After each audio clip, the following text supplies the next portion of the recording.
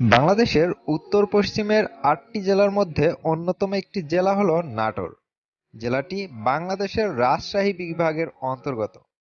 আয়তনের দিক দিয়ে নাটোর বাংলাদেশের ৩৫তম বৃহত্তম জেলা।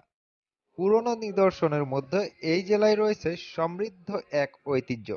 বাংলাদেশ সরকারের দ্বিতীয় বাসভবন উত্তরা গণভবনও নাটোর জেলাতেই অবস্থিত।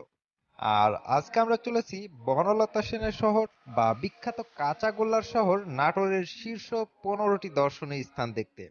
তো চলুন দেরি না করে এক নজরে দেখে আসি নাটোর জেলার শীর্ষ ১৫টি দর্শনীয় স্থান।